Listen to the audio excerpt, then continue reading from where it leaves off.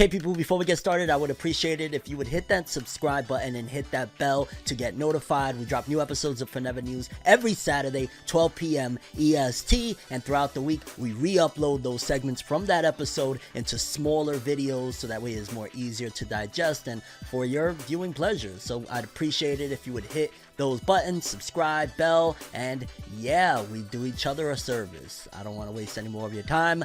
Let's get into it. Hunter x Hunter fans, Yoshihiro Tagashi enthusiasts, so to speak, I got some updates on Hunter x Hunter in particular. It seems as though all of the info we've had since the summer return of Yoshihiro Tagashi to social media and his daily posts of what's going on and whatnot, it looks like Hunter x Hunter's return is right around the corner, because according to this, it says Yoshihiro Tagashi confirms that except for one double page spread, Hunter x Hunter's next volume work is now completed. So meaning however many chapters that volume is going to have, whether it's 7 or 10, it's ready to go. And I'm curious if they're going to continue the model that they used to use of serializing each chapter in the magazines of Weekly Shonen Jump and then putting out the volume, because I always thought that that's what they did anyways. Like Tagashi would come, hey, I got a couple of books for you guys, and then they would put each chapter out in the magazine and then eventually do the volumes. And they very well could, but I almost feel like at this point, like how many of those people that was reading Hunter x Hunter back in the day are still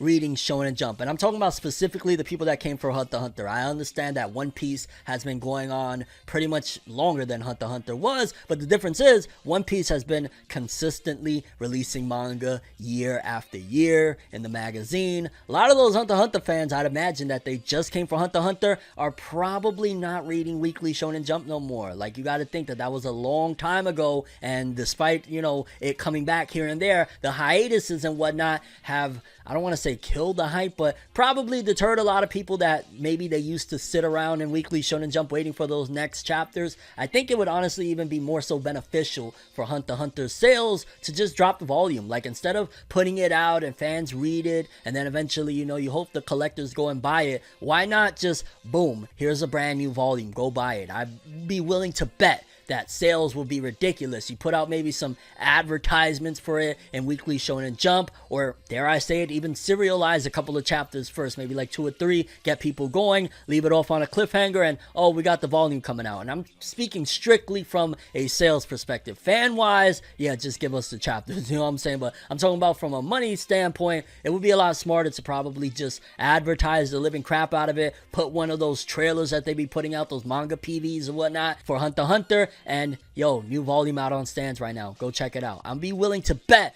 that it will sell a lot more that way than just, hey, I already read all those chapters in Jump. Maybe I'll buy it, maybe I won't. People are going to run out in droves to go buy those volumes if that's the only way they could read it right there. And then eventually, you know, maybe put it out on, after a long time of it being out, on digital apps to get people to come back to the digital. Like, there's a lot of different ways now to do this, opposed to back in the day where it was pretty much their only resolve is, yeah, let's just, you know, serialize it weekly. Like, a lot of those Hunter x Hunter fans, I'd imagine, have moved on. And I'm specifically speaking about the diehards that used to read it in Shonen Jump. It'd be better to just bring the volume to them. And in some other comical Yoshihiro Tagashi news, I don't want to say comical because this would probably make me rage. According to Tagashi, he recently said that he cannot connect to the fixed position Wi-Fi, meaning for whatever reason, he can't get connected to his Wi-Fi. And I wouldn't be surprised if that's him making an excuse from now on, so that maybe he could be a little bit inconsistent in them releases. Yoshihiro Tagashi, one of the most inconsistent geniuses. I will always say that, or I will always wonder what would have been of Hunter x Hunter had Tagashi not had all of these issues and hiatuses and whatnot. Like,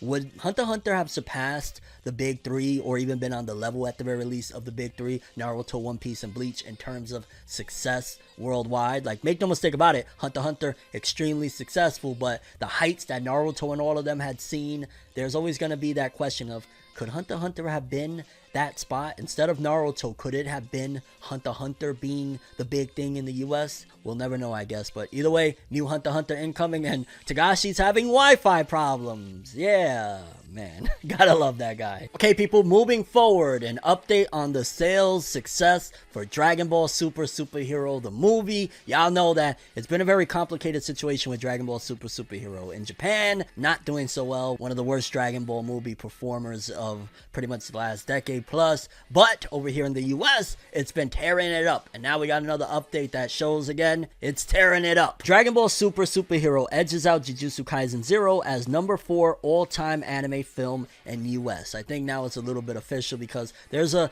few different reports on what Jujutsu Kaisen 0 had done in the box office over here in the West, but this one is giving us clarification on exactly what went down. The Dragon Ball Super Superhero anime film is earning an estimated 34,932,582 after Labor Day weekend, its third weekend in North America. That estimate brings the film just above Jujutsu Kaisen 0 that had 34,500,000. Yeah, these numbers have been a little bit wonky because I think I saw in the last one we reported that Jujutsu Kaisen had did like 28 or 29 million, and then another report said 33. This report is now saying that Jujutsu Kaisen 0 did 34. It's somewhere in the ballpark between 28 and 35 million, and Jujutsu Kaisen has been surpassed by Dragon Ball Super Superhero, which again, I'm not surprised considering, yeah, initially I guess I would have been surprised if it wasn't the fact that I saw the movie myself and seen the success and that people are loving it. As the number 4 highest grossing anime film ever at the US box office, once again unadjusted for inflation, which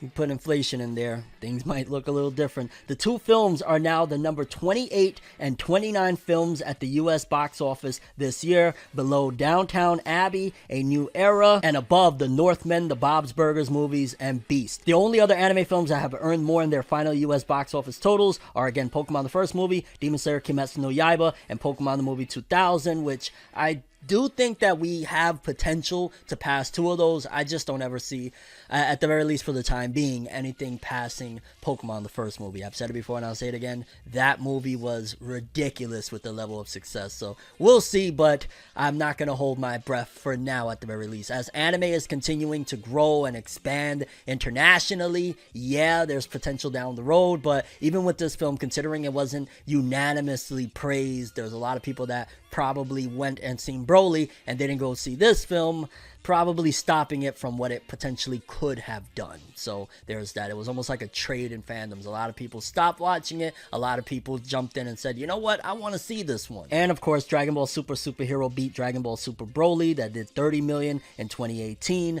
with its last weekend alone. Although there's a little bit of an unfair comparison, I'm going to say, that is kind of blinding people, and we talked about it a little bit last week. But essentially, Dragon Ball Super Superhero had like double, if not more, of the amount of theaters that it was in. So I definitely feel like that speaks volumes as to, well, what would have happened if Dragon Ball Super Broly was in the same amount of theaters as Superhero? You know what I'm saying? Considering the fact that 3,000 theaters is a lot more than, I want to say it was like 1,900 or 1,200. I forget exactly how many, but it wasn't more than 2,000 theaters. Imagine if Broly was in that amount of theaters. What could have been? So I think that's what, you know, Sony and all of these other companies that have come in recently and been purchasing anime companies, studios, and all that jazz, and licensors over here. Now they have the pull to pull some strings, and boom, now anime is a little bit more accessible. Because I want to say when Broly came out, it was still under the Funimation exclusive flag, and at that time Funimation hadn't been, you know, I guess combined or bought out yet by Sony, and now of course they have Crunchyroll as well. So now things are a little bit more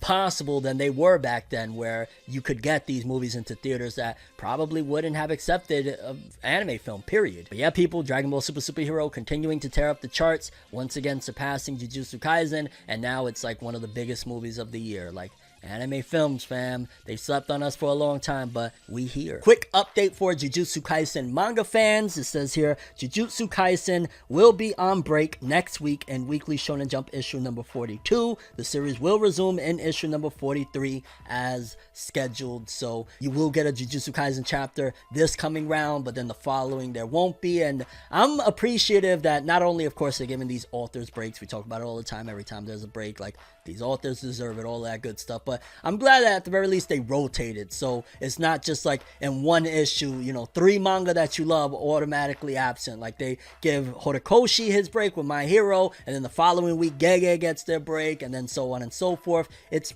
fine with me because I read a bunch of stuff from the magazine anyway, so it's like, okay, well, next week we'll catch Jujutsu, and probably the following week Black Clover will be on break, and so on and so forth. But I always feel it's important to give you guys updates so that you know what's going on, and you don't think, did they cancel Jujutsu Kaisen? Like, no, just break scheduled, usual. I have a dream, alone in my room as I sit with the tea. Couldn't possibly think what I often see, and you don't even know how I often blink.